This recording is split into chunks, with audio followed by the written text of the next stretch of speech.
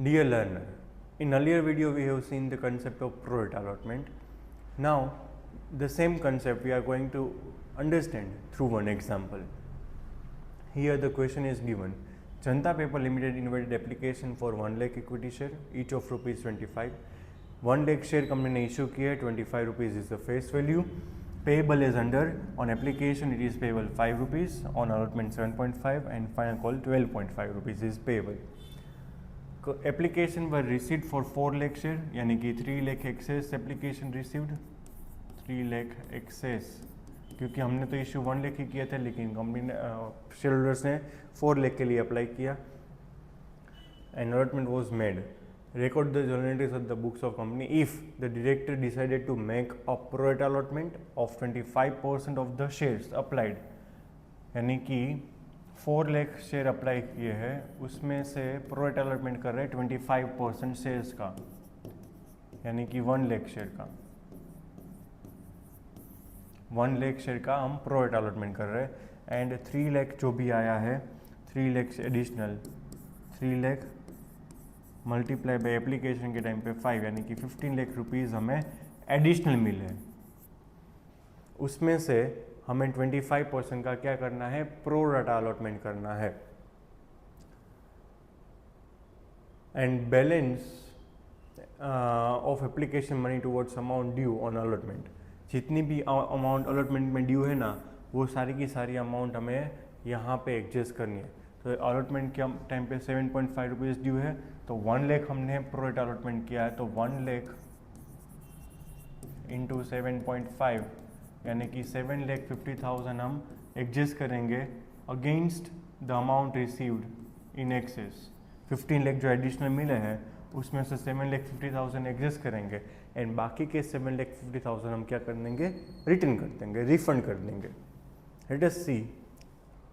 Bank account debit होगा. Bank account debit होगा by 4 lakh. Shares के ऊपर हमें मिला 5 rupees. To share application 20 lakh. Share application debit 20 lakh. To equity share capital, यहाँ पे हमने जितने शेयर इशू किए हैं, 1 लाख शेयर इशू किए हैं, तो 1 लाख मल्टीप्लाई बाय 5, यानी कि 5 लाख ही जाएगा. बाकी के हमने बोला था कि अलॉटमेंट का एडजस्ट करना है फॉर द 1 लाख शेयर्स, तो यहाँ पे 1 लाख इंटू 7.5, यानी कि 7,50,000.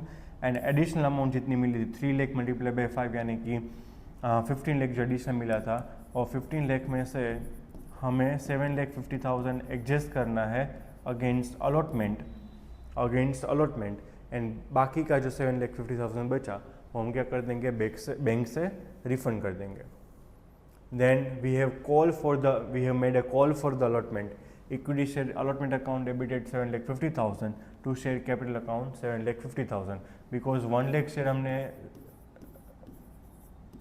पेड अप किया, 1 लाख शेयर हमने इशू किए थे. 1 लाख शेयर हमें सब्सक्राइब की हमें अलॉट करने होते हैं, तो 1 लाख मल्टीप्लाई बाय 7.5 करेंगे, तो 7,50,000 हमें लेने हैं, लेकिन कोई पे करेगा नहीं यहाँ पे. वाई?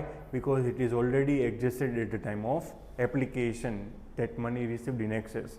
वहाँ पे सारी की सारी अमाउंट एडजस्ट हो गई है, तो यहाँ पे बैंक वाली एंट्री नहीं आएगी, because it is already paid. Directly first call due होगा हमारा 1 लाख शेयर के ऊपर 12.5 रुपीज़. 1 लाख इंटू 12.5 रुपीज़, तो 12,50,000 हमें लेना है. बैंक में 12,50,000 आ जाएगा. Bank account debited to share first call account 12,50,000. Right? So by this way the pro rata adjustment will be done in the second entry at the time of transferring the application money amount to the capital account. At that time, whatever excess money is there, that we are supposed to adjust against allotment, and at the time of allotment हमें bank में इतने कम rupees मिलेंगे, वो भी हमें देखना पड़ेगा. तो सेकेंड एंड फोर्थ एंट्री में आपको जब प्रो रेटा अलॉटमेंट हो तब आपको सेकेंड एंड फोर्थ एंट्री में ध्यान रखना है.